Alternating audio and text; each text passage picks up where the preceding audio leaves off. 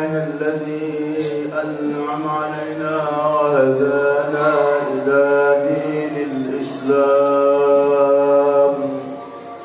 أشهد أن لا إله إلا الله وحده لا شريك له، وأشهد أن سيدنا ونبينا ومولانا محمدا صلى الله عليه وسلم. اللهم صل على سيدنا محمد وعلى آل سيدنا محمد. أما بعد فيا عباد الله، أوصيكم وإياي بتقوى الله فقد فاز المتقون، وأحثكم وإياي على طاعة الله وقت لعلكم تفلحون. فقال الله تعالى في القرآن الكريم وهو أصدق القائلين: أعوذ بالله من الشيطان الرجيم. بسم الله الرحمن الرحيم. يا أيها الذين آمنوا اتقوا الله حق تقاته ولا تموتن إلا وأنتم مسلمون. فقال رسول الله صلى الله عليه وسلم: قوام الدنيا بأربعة أشياء: بعلم العلماء، وبعدل العمراء، وبسخاوة الأغنياء، وبدعوة الفقراء. Al-Hadis. Hadratul Mukarramun, para jamaah salat Jumat yang dimuliakan Allah Subhanahu wa taala. Pada kesempatan khutbah singkat kali ini, khatib berwasiat khususnya bagi diri khatib sendiri dan umumnya bagi para jamaah sekalian, agar kita senantiasa di dalam mengarungi kehidupan dunia yang fana ini, marilah kita tingkatkan karakteristikas iman dan takwa kita kepada Allah Subhanahu wa taala. Dikarenakan ketakwaan inilah nanti yang akan dapat menyelamatkan kita kelak apabila kita sudah meninggalkan dunia yang fana ini, dan pasti kita akan tinggalkan. Hadirin jamaah rahimakumullah, setiap Jumat khatib selalu berwasiat takwa, dan memang inilah inti bekal kita untuk menuju perjalanan kita, yakni setelah dunia ialah perjalanan akhirat. Tetapi kita harus transit terlebih dahulu sebelum akhirat, ialah alam barzah atau yang biasa disebut dengan alam kubur. Kita harus meyakini sebagai orang Islam dan beriman kepada Allah, beriman kepada malaikat Allah, beriman kepada kitab-kitab Allah, beriman kita kepada hari akhir, beriman kita pada hari kebangkitan, bahwa di alam kubur nanti kita akan dibangkitkan oleh Allah Subhanahu wa taala. Kita harus meyakini bahwa di alam kubur nanti akan ada yang namanya na'imul qabri, nikmat-nikmat kubur. Kita harus meyakini bahwa di alam kubur nanti ada yang namanya azabul qabri, siksa-siksa kubur. Lantas orang yang akan disiksa oleh Allah di alam kubur sudah jelas. Al-awwalu yuhasabul abdi fi hadzal qabri as-salat. Awal manusia, seorang hamba yang akan diperhitungkan nanti di alam kubur, yang akan disiksa nanti di alam kubur, yakni tentang ibadah sholat. Ibadah sholat ini bukan ibadah perkara yang enteng, berat, sehingga Allah Subhanahu wa ta'ala berfirman dalam Al-Quran: Inna sholata kanat lakabiratun illa 'alal khashi'in. Sesungguhnya sholat itu berat terkecuali bagi orang-orang yang sudah khusyuk, orang-orang yang sudah terbiasa. Berat.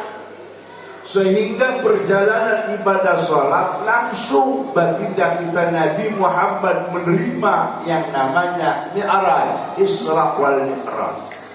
Tidak seperti Allah perintahkan kita puasa, malaikat Jibril yang menyampaikan kepada baginda Muhammad. Tidak seperti perintah zakat, malaikat Jibril yang memberikan perintah kepada Muhammad. Tidak seperti haji dan lain sebagainya. Salat langsung, yakni baginda kita Nabi Muhammad langsung mendapatkan perintah langsung dari Allah, sehingga salat ini berat. Maka dari itu siksaannya pun berat bagi orang yang meninggalkan ibadah salat, berat. Padahal Anda Islam inginkah Anda selamat laksanakan ajaran Muhammad, apa yang telah diajarkan oleh baginda Nabi kita Muhammad? Islam, Isa, subuh, lohor, asar, pagi. Tetapi perjalanan ibadah sholat ini subhanallah, apalagi sholat subuh, sholat Isya kadang-kadang terlalaikan, subhanallah. Maka bagaimana caranya? Doa yang paling manjur, ulama memberikan metode, Allahumma inni a'udzubika minal ajzi wal kasal wa a'udzubika minal jubri wa a'udzubika minal ghalabati dain. yakni untuk menyerang apa yang agar kita tidak melaksanakan ibadah sholat, yakni setan. Setan itu adalah kata daripada syaitan yang dalam bahasa Qur'annya disebut dengan syaitan. Inna syaitana lil insani aduwwun mubin. Sesungguhnya setan adalah musuh bagi manusia, musuh yang paling nyata. Maka dari itu, maka kita jangan sampai meninggalkan, melalaikan yang namanya ibadah sholat. Siksaannya berat. Buat apa harta kita banyak, rumah kita bertingkat, mobilnya mengkilat, duitnya banyak berlipat, tapi kagak sholat, laknat nanti sama malaikat. Subhanallah.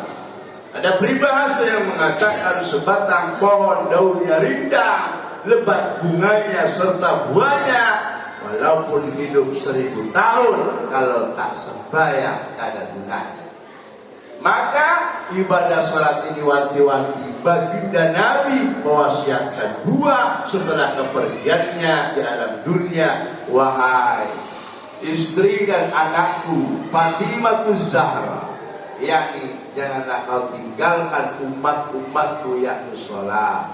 As-sholat, as-sholat, ummati as-sholat. Banyak orang Islam yang tidak melaksanakan ibadah sholat. 70% tidak melakukan ibadah sholat, 30% meninggalkan ibadah sholat. Ancaman Allah pasti akan terjadi yang namanya bencana, entahkah itu banjir, entahkah itu tsunami. Wallahu a'lam bishawab. Allah pasti akan memberikan peringatan azab bagi orang yang meninggalkan ibadah sholat. Maka dari itu, untunglah di perumahan kita ada masjid yang untuk ibadah kepada Allah Subhanahu wa ta'ala.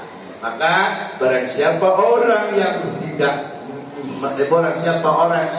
tidak melaksanakan sholat, na'udzubillah siksanya subhanallah dari alam barzakh sampai alam akhirat. Di alam akhirat itu hanya ada dua kampung, yakni kampung surga dan kampung neraka. Barang siapa orang yang tidak ada di kampung surga, berarti dia adanya di kampung neraka. Barang siapa orang tersebut tidak ada di kampung neraka, berarti ada di kampung surga. Hanya dua kampung itu, daraini, yaitu surga dan neraka. Itu saja yang bisa kami sampaikan. Mudah-mudahan senantiasa kita dapat melaksanakan perintah-perintah Allah, terutama yakni perintah sholat. Janganlah sampai kita tinggalkan.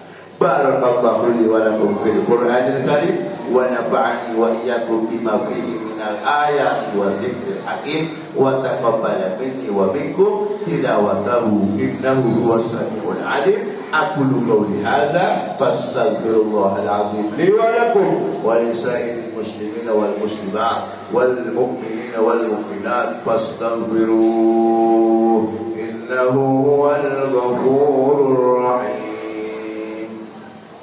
Bismillahirrahmanirrahim.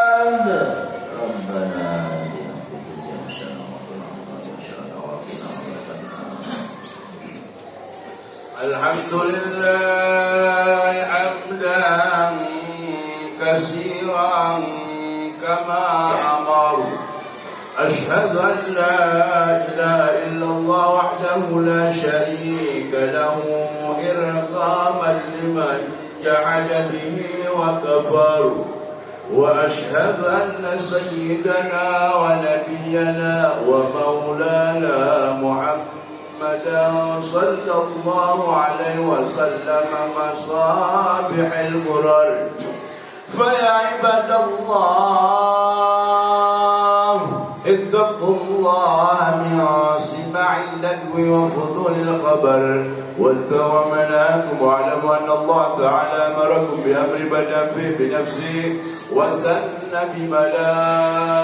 بملائكته المسبحة بكرسي فقال تعالى مخبرا وأمرا إن الله وملائكته